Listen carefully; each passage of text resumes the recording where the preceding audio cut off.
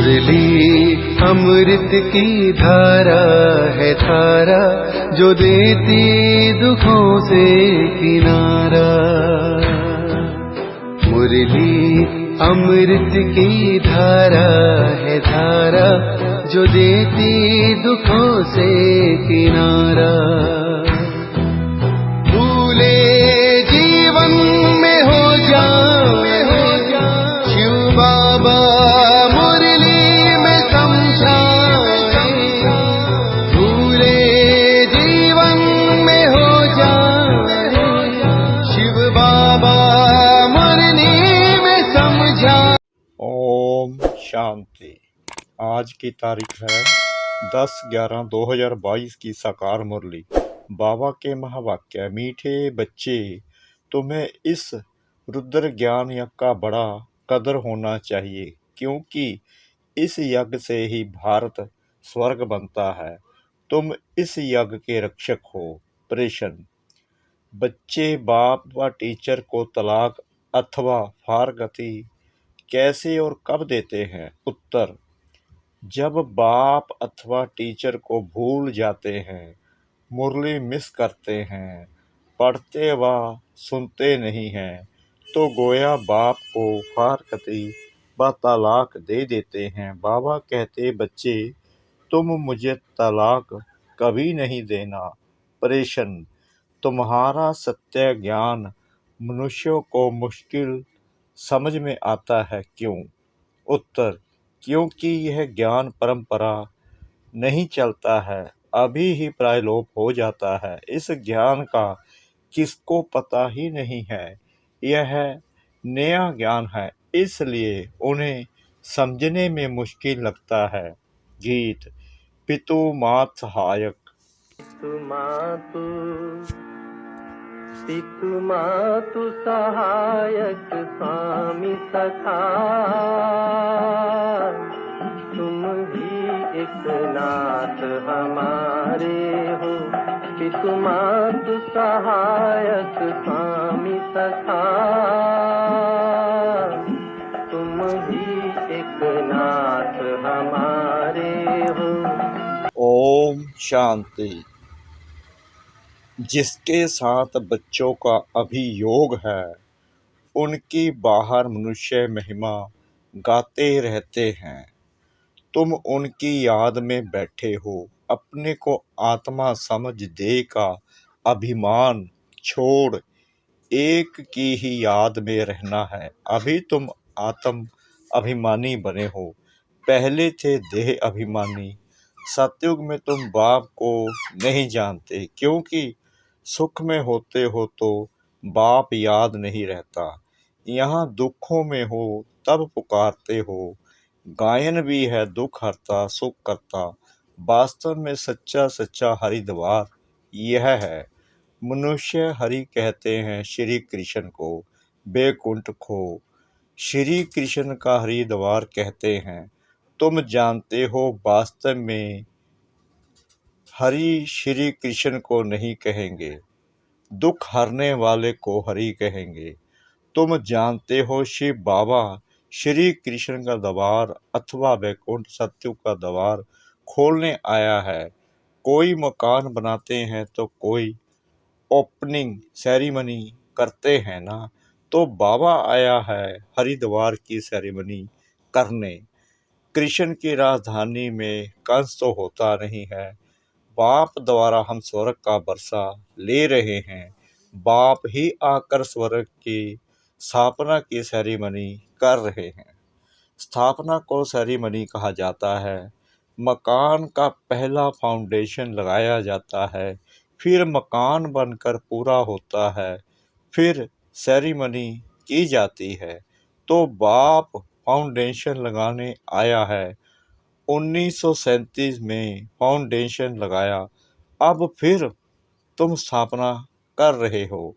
तुमको खुशी है कि बाबा आया है नई दुनिया स्थापन करने, और हम नई दुनिया में जा रहे हैं। इस पृथ्वी पर स्वर्ग था, अब फिर स्थापन कर रहे हैं। हर एक को पैगाम दे रहे हैं। धर्म स्थापक को पैगंबर कहा जाता है ना। सच्चा सच्चा पैगाम मैं ही देता हूँ, मैं ही राजयोग सिखलाकर स्वर्ग की स्थापना करा रहा हूँ।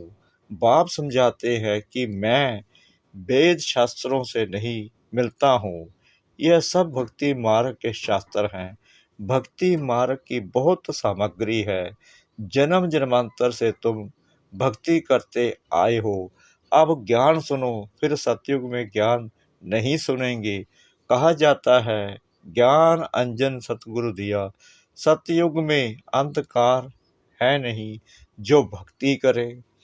बाप से ज्ञान लो, फिर भक्ति नहीं रहेगी। तुम जानते हो रावण राज्य किसको कहा जाता है, राम राज्य किसको कहा जाता है। तुमको सारी रोशनी मिली है क्योंकि बाप जगाते हैं। अब देखो दीपावली मनाते हैं, उसमें दीपक कोई छोटे कोई बड़े बनाते हैं। अब यह छोटे बड़े दीपक जग रहे हैं ना, ज्ञान का घृत मिल रहा है। मनुष्य मरते हैं तो दीपक में घृत यानी घी डालते रहते हैं कि प्राणी अंधियारे में ठोकरे ना खाए। वह है हद की बातें, तुम्हारी है बेहद की बातें।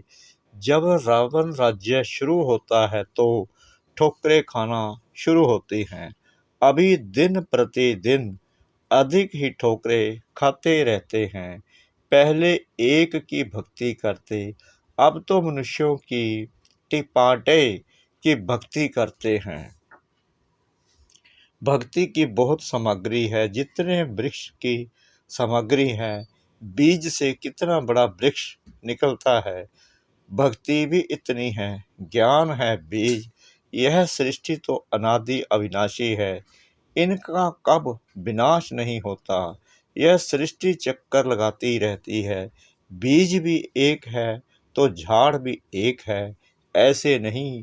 आकाश में, पाताल में, सूर्य में, चांद में दुनिया है। यह तो साइंस वाले चंद्रमा में जाकर रहने की कोशिश करते हैं, परंतु यह नहीं जानते कि साइंस से सारी दुनिया का विनाश होना है और राज्य तुम ले लेंगे। तुम कहेंगे यह भी ड्रामा में नूंद है।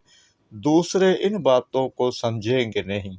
राजाई तुमको मिलनी है क्योंकि कनेक्शन है कृष्णपुरी और क्रिश्चियनपुरी का। इन्होंने भारतवासियों को आपस में लड़ाकर कृष्णपुरी को क्रिश्चियनपुरी बनाया। अब बाप कहते हैं हिसाब लेना है। इनको आपस में लड़ाकर माखन तुमको देते हैं अथवा तुमको विश्व का मालिक बनाते हैं। यह आपस में लड़ेंगे जरूर। वह समझते हैं हम पहलवान, वह कहते हैं हम पहलवान। हम जीतेंगे लेकिन सबसे पहलवान तो तुम निकल पड़े हो। जीत तुम्हारी होनी है। महावीर और महावीरनी कहा जाता है। बाप कहते हैं माया के तूफान तो आएंगे परंतु कर्म में नहीं आना। योग बल से स्थापना हो रही है और बाहुबल से विनाश हो रहा है। उठते बैठते चलते फिरते बाप को याद करना है, इसको कहा जाता है योग बल। फिर ज्ञान बल कहा जाता है। ज्ञान बल क्यों कहा जाता है? क्योंकि शास्त्रों में बल नहीं है, उनमें कोई को मुक्ति जीवन मुक्ति नहीं मिल सकती, इसलिए उनको ज्ञान नहीं कहा जाता। भक्ति के शास्त्र कहेंगे, ज्ञान का कोई शास्त्र होता नहीं।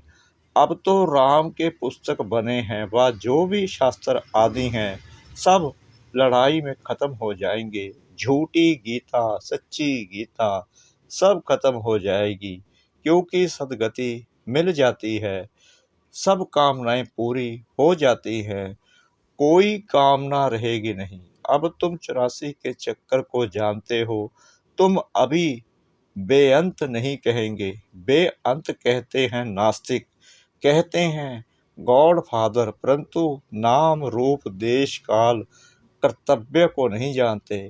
तुम उनके ने दुनिया की स्थापना पतितों को पावन करने के कर्तव्य को जान गए हो। मनुष्य तो रावण को जलाते हैं, तुमको तो अब हंसी आती है।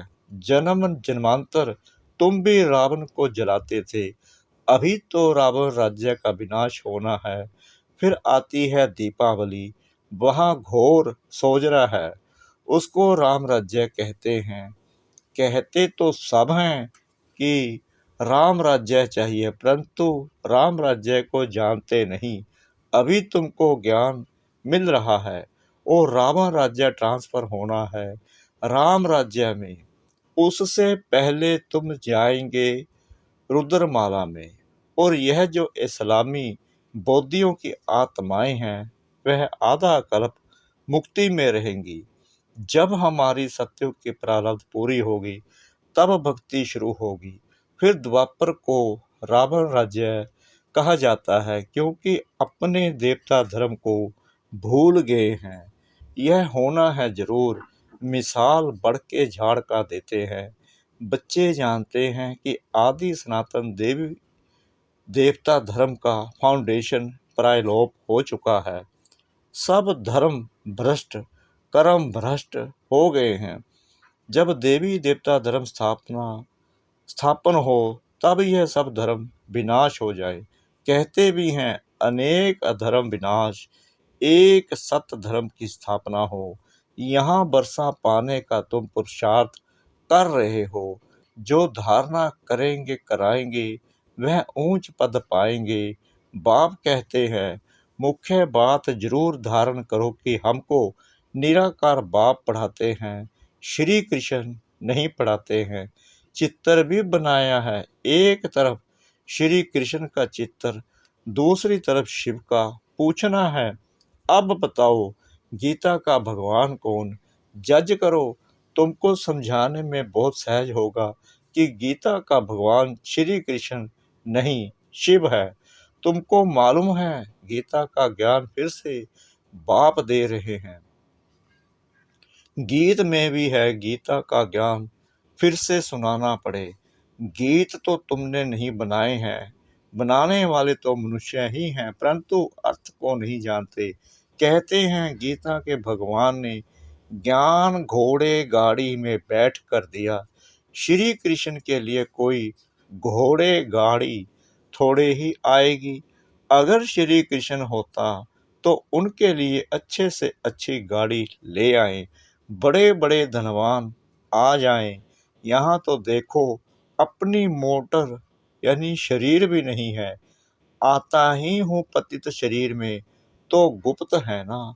श्री कृष्ण की तो बात नहीं। फिर तुम भक्ति मार्ग में मेरा कितना मान रखते हो? सोमनाथ का मंदिर बनाते हो, कोई एक मंदिर थोड़ी होगा, अनेक होंगे। फिर उन्हें लूटा भी होगा, तो सारी बेहद की हिस्ट्री ज्योग्राफी को तुम जान गए हो। बाप को कहते हैं नॉलेजफुल। तो यहाँ ज्ञान भी दिया जाता है, पढ़ाई भी पढ़ाई जाती है। ज्ञान है मन मना भव, इससे सदगति होती है। फिर मध्य जी भव की पढ़ाई पढ़ाते हैं। टीचर और गुरु का पाठ इकट्ठा चलता है। सारे वर्ल्ड की हिस्ट्री ज्योग्राफी तुमको पढ़ाते हैं। सच्ची सच्ची नंस तुम हो, क्योंकि तुम एक को याद करती हो। नंस को गले में क्रॉस पड़ा रहता है, क्राइस्ट को याद करती हैं, समझती हैं क्राइस्ट का गॉड का बच्चा था। तुम जानते हो कि क्राइस्ट कोई गॉड का बच्चा नहीं था, क्राइस्ट की आत्मा गॉड का बच्चा थी। ऐसे तो हम सभी हैं। बाप आकर 3 धर्म स्थापन करते हैं। तुम ऊंचे ते ऊंची चोटी ब्राह्मण हो, क्योंकि तुम ऊंच ते ऊंच बिशप की सेवा करते हो। मनुष्यों को आत्मा का ज्ञान देते हो। तुम आत्मा को बाप से वर्षा मिलता है। बरोबर बाप कल्प कल्प के संगम युगे वर्षा देने आते हैं। शास्त्रों में तो युगे युगे लिख दिया है, कल्प अक्षर बीज से निकाल दिया है। उनका नाम ही है पतित पावन। तो युगे युगे आकर क्या करेंगे? कल्प में एक बार आकर पावन बनाकर चले जाते हैं। तो बाप कहते हैं मुझे तलाक मत देना। आजकल स्त्रियां पति को तलाक दे देती हैं, वैसे हिंदू नारी पति को कभी तलाक नहीं देती थी।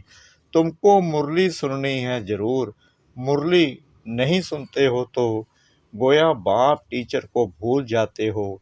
यह भी जैसे तलाक हो गया, तुमको भी कितना अटेंशन देना है। अब ना पास होंगे तो कल्प कल्पांतर ना पास होंगे। अंत में सबको मालूम पड़ जाएगा कि किस किस ने कितनी पढ़ाई पढ़ी थी। सब कहते हैं कि शांति चाहिए, गोया मुक्ति चाहते हैं। कहते हैं कि दुख में सिमरन सब करे, तो आधा कल्प सुख और आधा कल्प दुख है। सुख दुख का खेल भारत पर ही है। तुम तो कहेंगे हम ही देवता, हम ही क्षत्रिय, तो हम सो का अर्थ भी तो कोई नहीं जानते हैं। तो बाप कहते हैं मन मना भव, मध्य जी भव, खुद धारण कर औरों को धारण कराए, तो अहो सौभाग्य। याद से ही विक्रम विनाश होंगे। कहाँ गंगा में स्नान करना, कहाँ योग में रह पावन बनना। बच्चों को यज्ञ के पैसे की बहुत कदर होनी चाहिए, क्योंकि इससे भारत स्वर्ग बनता है। बाप है गरीब निवाज, गरीबों की पाई पाई पड़ेगी, तब वह साहूकार बनेंगे। स्वर्ग में हेल्थ वेल्थ हैप्पीनेस है।